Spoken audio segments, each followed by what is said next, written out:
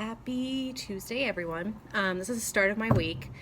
I've had a 5-day weekend because of all the snow and the ice and the cold weather and everything. So this is the first time I've been in my classroom since Wednesday. I have a couple things I need to do today.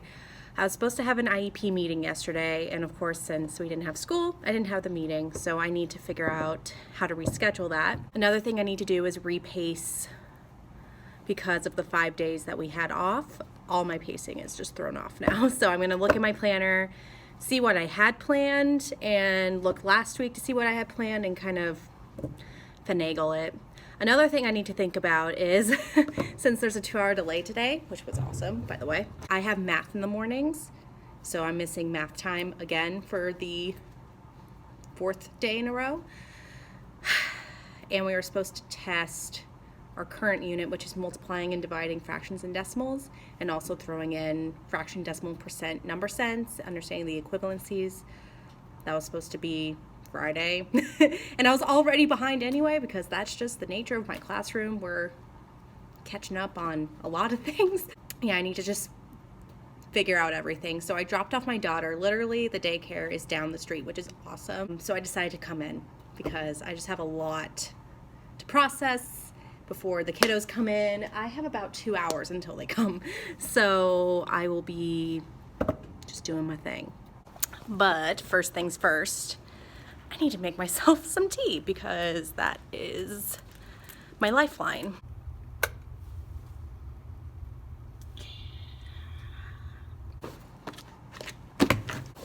Laptop.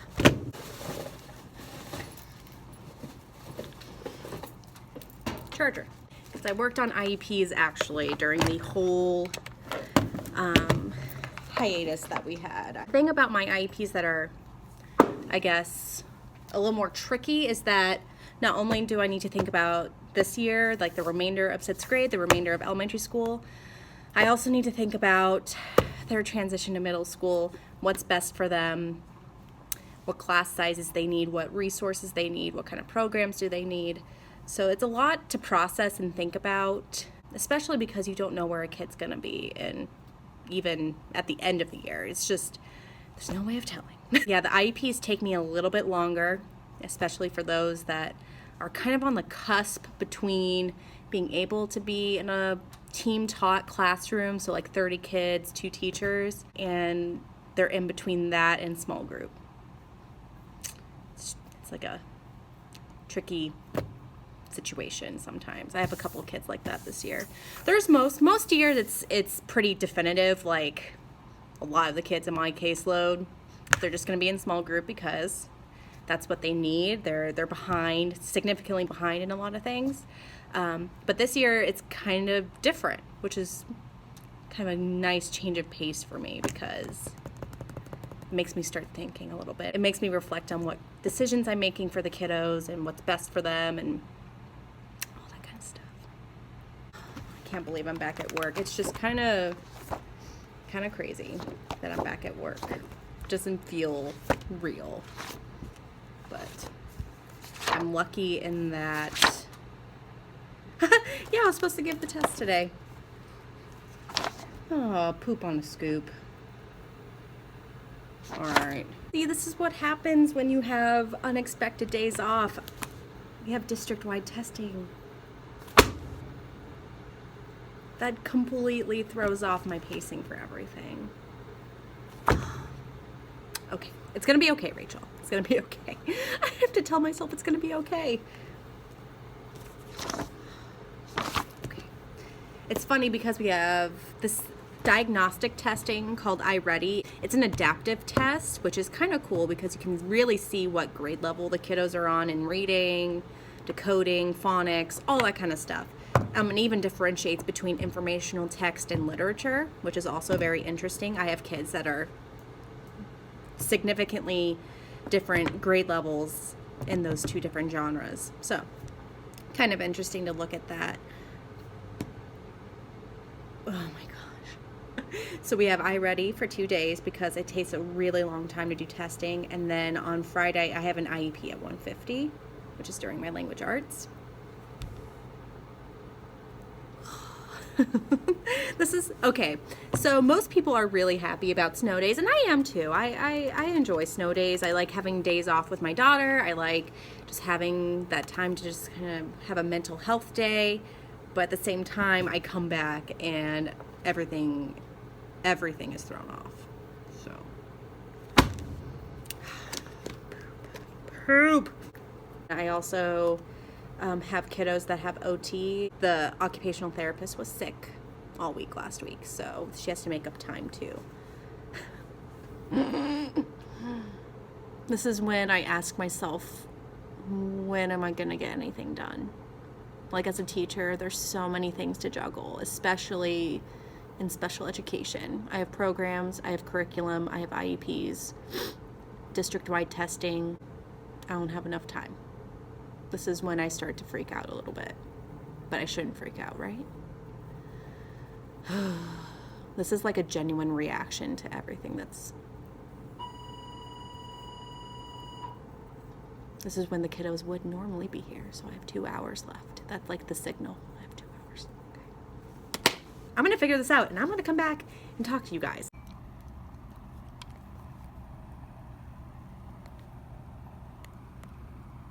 It's about an hour later. I have planned, at least today, math and language arts. I only have 20 minutes of math today and about 30 minutes of language arts because of the district-wide testing. But I try to make a to-do list every single day in my Erin Condren.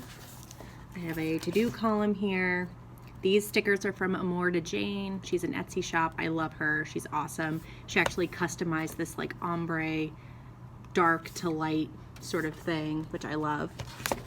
But I have different to-dos going on here. A lot of them have shifted because Monday was a snow day. I was supposed to have an IEP yesterday, like I said, so I need to reschedule the IEP. I need to find an interpreter for that day. And I also need to send a draft of another student's IEP that I'm having on Friday. So I have a couple clerical things to take care of today, along with getting ready for the next couple units. In math, we're doing algebra, so inequalities and equations. That's always a tricky one. And we're continuing critical literacy and bias in language arts. And then I just remembered that we have Martin Luther King Jr. Day on Monday. So I don't think we have a full week of school in the month of January, because we have a teacher work day because we're coming to the end of the second quarter on the 26th, and then we have a staff development day on the 29th. This is what I'm talking about. It's like there's so many things that teachers have to do and not enough time. That's kind of my plan today. I just steeped a tea bag. I just used the English breakfast tea bags from Tazo. These are the best. And I'm also eating my breakfast, which is a Fiber One bar, because I am on Weight Watchers again. I need to get it together. I'm on Weight Watchers, and I was on Weight Watchers 3 years ago? Yes, 3 years ago. 4 years ago? Oh my gosh. I don't remember. It was my first year of teaching, and I lost about 40 pounds, and I was feeling really good about myself and everything. And then I got pregnant and gained a lot of weight, and I lost a lot of it over the summer, and now I just have gained it all back. I just need to get it together. I'm trying to exercise more. I have this Apple Watch I got for Christmas, and it's kind of amazing to see how active I am during the school day. They have this is like the, I don't know if you can see, the activity ring that I have, and different colors mean different things. The red is for calories. Exercise, I've already exercised 16 minutes because I've been like briskly walking back and forth. And then it also monitors how often you stand throughout the day, which teachers stand pretty much all day. So I'm rambling, so if anything else comes up, I will let y'all know. Whew, all right, done with the day. Got my baby. Gemma, can you say hi? Typically right now it's I think around 4:30. That's typically when I pick up my daughter and then we head home and have a relaxing night. And I need it because today, even though it was a 2-hour delay, it felt really, really long. Right, Gemma? Right. All right, y'all. I'll see you tomorrow.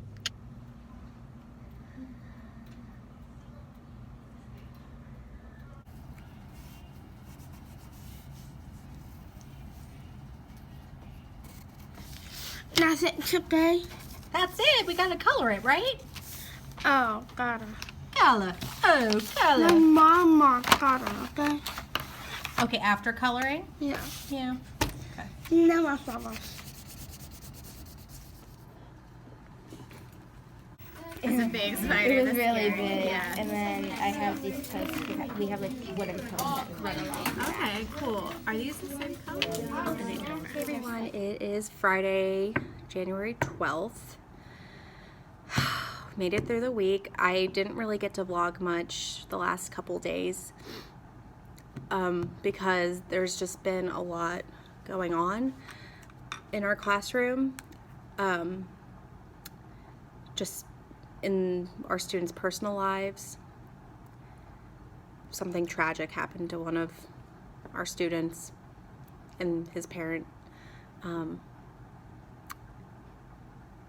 yesterday. And when something like what happened yesterday occurs in your classroom, everything, all the monotonous stuff like my IEPs, re-evals, planning, curriculum, all of that just kind of flies out the window, and I start to really think about how much time our students spend here and how much of their lives are consumed with school, and how many hours, minutes, seconds that they see us. And it occurred to me that, you know, I'm not just a teacher, and I think a lot of people that don't teach might not, I guess, understand how many hats we have to wear.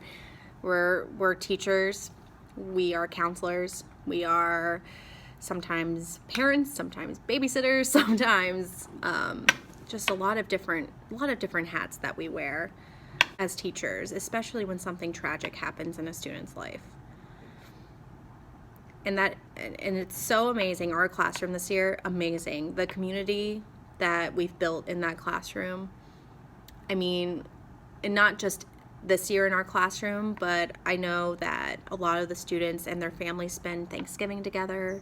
They spend the holidays together. Over the summer, they rent beach houses and they go on vacations together. So it's not just neighborhood. It's not just, oh, one of my friends, my peer lost their mom. They feel it. It's an emotion that I can't quite, you know, like I can't begin to fathom how devastated not only the student is, but a lot of his peers, his friends that have spent countless Thanksgivings, countless Christmases, countless holidays with his mom, his family. And to get that news must have just been, I mean, this morning was so heavy. Our morning meeting was all about that, because we played it by ear. We waited for any students to bring it up because it just literally happened yesterday morning. And we were just kind of waiting to see if any students would bring up what happened, and we had girls coming in sobbing and like collapsing in our arms and just sobbing about it. And then I start to think about all the things that I'm grateful for, and all the things that happen during the day that I get anxious about, or I get worried about, or, you know, things that I get hung up on. It kind of just reminds me to, you know, cherish what I have and be grateful for what I have. I'm sorry, someone walked in. I was like about to cry too. that's what's been happening in our world. And we've had so many, like, it's just so many tragic things have happened in our, like, to the students in our school. Like, it makes me really just reflect on my life and how I can try as best as I can to help students. And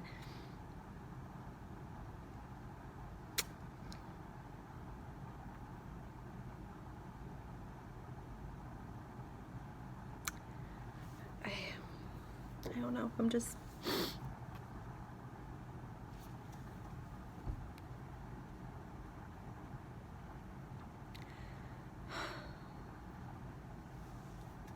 everything that I have to, do as a teacher just seems so, I okay. It is Friday, so I do have double planning.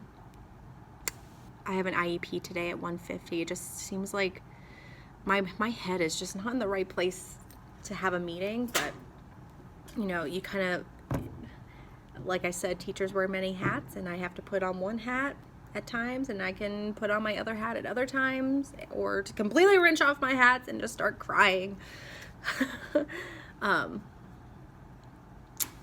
And not to mention, this week has just been really stressful because we've had a lot of district-wide testing. We've had assessments that we've had to make up because of the snow days. We have an assembly today that's completely throwing off our schedule. It just stinks. It stinks what these kiddos have to go through at such a young age.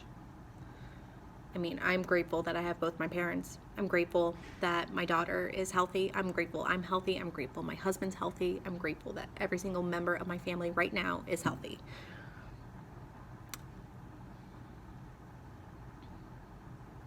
Yeah. Well, what I've been doing today, I have a reevaluation on Wednesday for one of my students. I only have one reevaluation this year. Last year I had 5. So I'm kind of happy that I only have one. Basically what you do, you look through their prior history, you look at their current level of performance, what resources they need, what type of environment do they need to learn. You just take a lot of things into account and look at their work samples and everything and make a decision whether or not they're still eligible for special education services. A parent can request this at any time. A teacher can request it at any time. But as a team, you have to decide if it's appropriate to test a child. Last time that this particular student was tested was his last reevaluation. It's triennial, so every 3 years we test. And he was educationally tested, and he has autism, so they did a, what's it called? I'll put it here. I'm blanking. My mind is scrambled. Basically, he was still found eligible for services, and he is still exhibiting the same behaviors and exhibiting the same academic performance. So I've decided, and the team has decided to, we call it rolling. So we just roll him along and continue special education services for him because he still requires them, based on all the data we have. I had to do a special education update where I do current strengths, current weaknesses, progress toward his IEP goals, and his educational impact. You look at him academically, socially, and behaviorally, or she, depending on who you're evaluating. And then I'm also trying to confirm and reschedule an IEP meeting, but the parents don't speak English, so I've had to get an interpreter to call, and then based on that, if they call her back, trying to figure out if they're available on that day and time, because his IEP due date is coming up in late February. So I try to give myself about a month of wiggle room to get IEPs done. But sorry about the heavy topic. As I'm feeling all these emotions last night, and I just allowed myself, because I have a hard time breaking down in front of people and crying. I internalize a lot of my anxiety and a lot of my emotions. And when I got home, I just kind of let myself feel everything, and I was crying, and you know, it's so overwhelming what these kids have to go through. And teaching third with Mr. G, or Mr. Gonzalez, I follow him on Instagram, and he posted this beautiful quote from one of his third graders.